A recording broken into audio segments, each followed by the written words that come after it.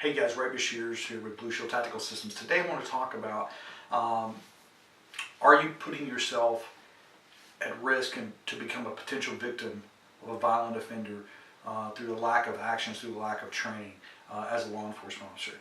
And of course there are people that are in law enforcement that don't need to be in law enforcement.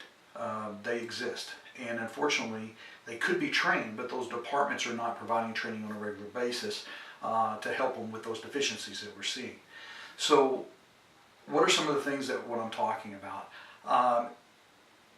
Characteristics of a person that could be a potential victim: showing up late to work, their physical appearance, their uniform is wrinkled, have animal hair on it, those kind of things from not taking care of it. They're not physically taking care of themselves. They look for ways to not go to training, defensive tactics training, and when they're there, when they're forced to be there, they have an injury or something that's pulled so to where they can't do the reps or they can't do the scenarios because of this particular pulled muscle or whatever it may be. The only time that they go to use their firearm is during firearms training. They generally have a difficulty qualifying or have to shoot multiple times to be able to qualify with their firearm. They get dispatched as a backup. Other officers get on their MDCs, they send a message to another officer, hey, can you come over here as well and back me up because this person's coming as my backup.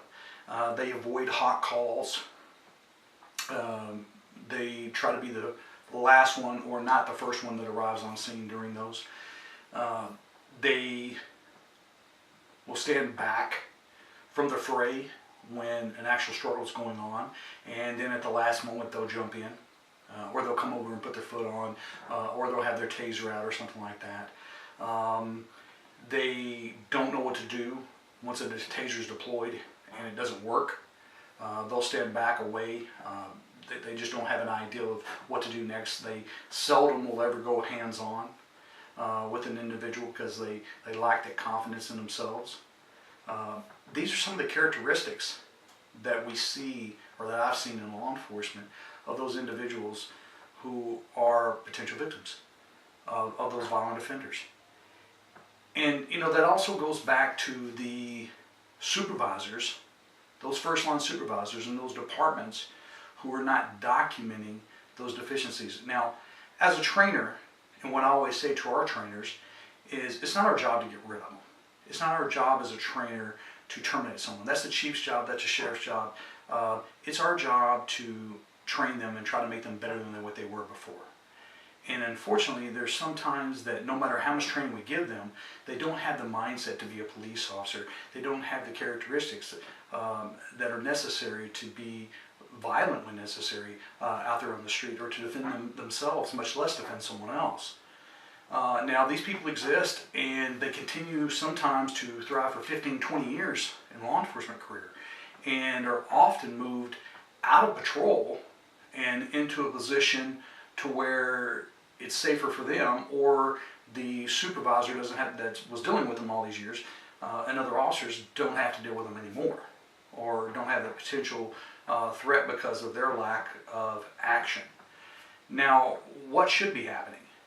Those supervisors should be documenting, the deficiencies that they're seeing, the lack of being able to engage, the poor decision-making skills, the showing up late to work on a regular basis, not going, having always something wrong with them when they go to training. Those people should be put on light duty. Once they say that they can't perform, because of course they can't perform in training, they can't perform out on the street as well. So that's something that needs to be addressed. And so that lack of supervision by those first line officers or supervisors are creating a lot of these problems as well. Not only that, the hiring standards, and I understand, guys, that right now in law enforcement it's difficult to find good recruits, and it's difficult to bring people into law enforcement just because all the negativity that's created by the media, and some of our actions as well, that we bring ourselves in the limelight. And people are looking at this and they say, why would I want to go and make this money when I could go and do something else and not take a chance of being shot at and killed or hated by some of the population. Now I realize there's plenty of people out there support us, and the majority of the public support law enforcement. But at the same time, there's situations where we're our own worst enemies at times through the lack of training and decision making. It all goes in together. So those individuals that are identified in those departments as not meeting those standards should be addressed first with training. That should be the first thing. And then documentation. That way, hopefully, we're not pushing them off on someone else to be their problem. And they're not a potential threat not only to the citizens, because if someone takes their gun away from them, or they're unable to respond when they get there on scene, what use are they? So guys, if you find yourself, you're thinking about this, and you're saying, well, I do those things as a police officer, you can correct it. All you got to do is want to. All you got to do is say, you know what, here's where I could be better than what I'm doing now. And so, get with a trainer, do something, work out, be physical. If you're not working out, you should be doing something to improve yourself. So there are ways to get around that. There's ways to improve yourself. And you may end up still not being the best officer out there, but I guarantee you'll make a big difference in your life personally and in your professional career by just going to training. Guys, we have some exciting classes coming up this year too. Locations.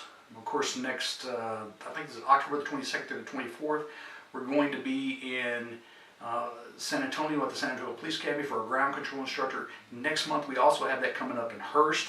So it's a 3-day course, 24 hours of TCOL credit. So I would recommend that you do that. We're in Alabama this year. We're in Georgia, Florida, back in Minnesota, Missouri. We're all over the place. So if your agency would like to host one of our courses, guys, contact us. It doesn't cost you anything to host a course. You receive 2 free slots for any of our training events. So it's very beneficial to your agency, especially if you're not getting some of the training that you want to get. So you can contact us at blueshieldtactical.com. Go on there and you'll see our form.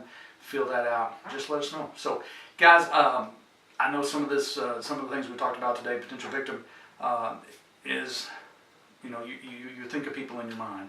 Also think of ways to improve them.